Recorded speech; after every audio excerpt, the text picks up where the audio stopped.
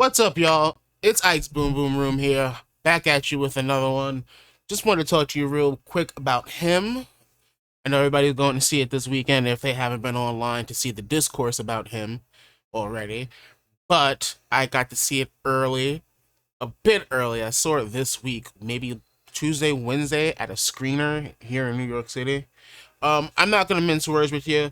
I know there's like 40-minute reviews out there, 15-minute reviews out there. I'm just gonna come right out and say it. It's bad. It's not a great movie. Believe the Rotten Tomato score. It has a great premise.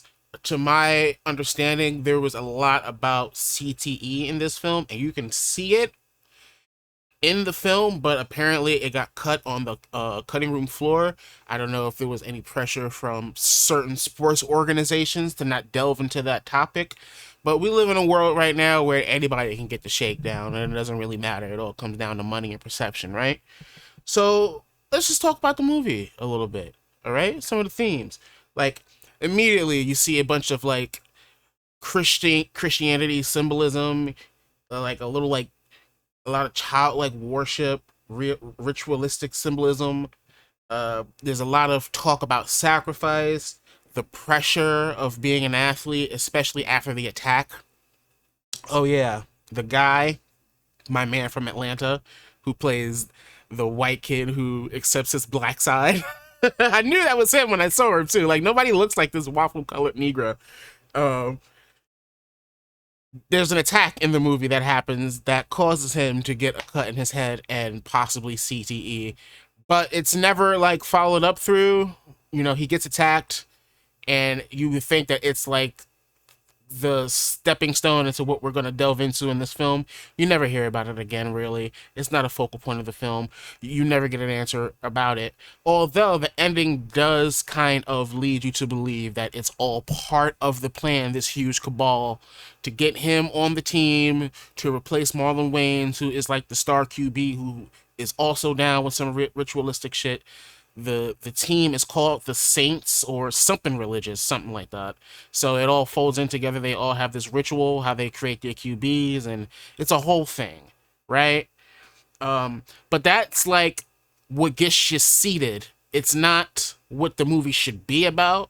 Like, I'm pretty sure it feeds into the paranoia that in order to be a successful superstar in this day and age, you have to sell your soul. And that's enough to get people in seats.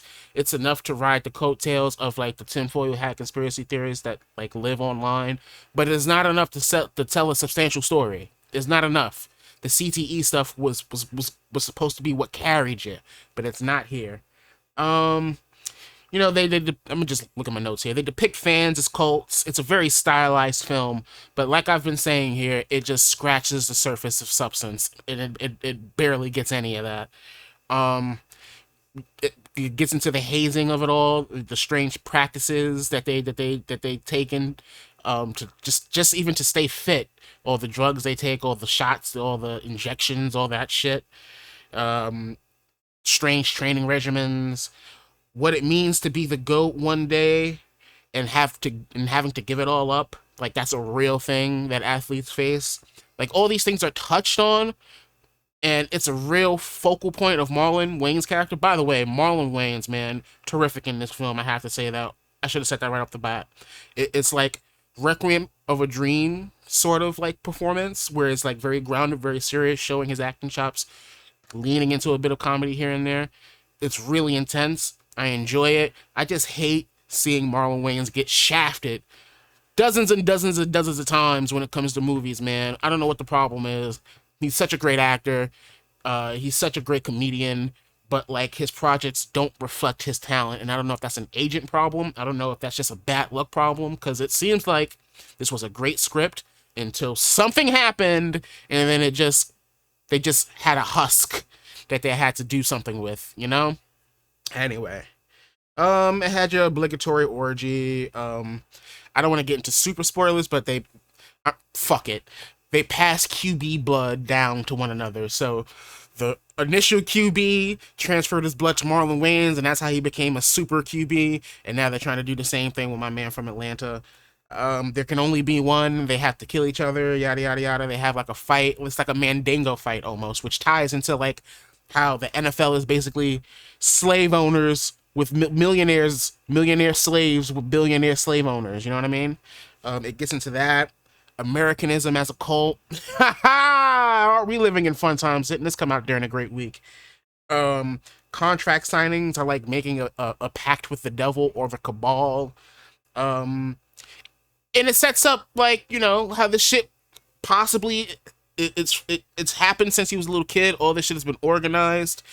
They speak like every white coach that's ever been in his life, every white face that's ever been in his life, every opportunity he's ever gotten has been directly planned by this like clandestine group of white men. Um, and then the end is just the end. I won't talk about the actual end, but that image you see of him holding the footballs out and he's all bloody, that's the end. I'm gonna leave my, I guess, letterbox. I was like the first person to leave a review on letterbox. I don't know if I'm supposed to do that.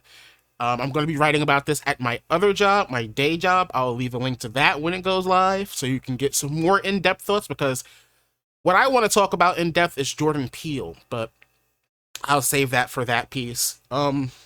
Yeah. Wait for streaming.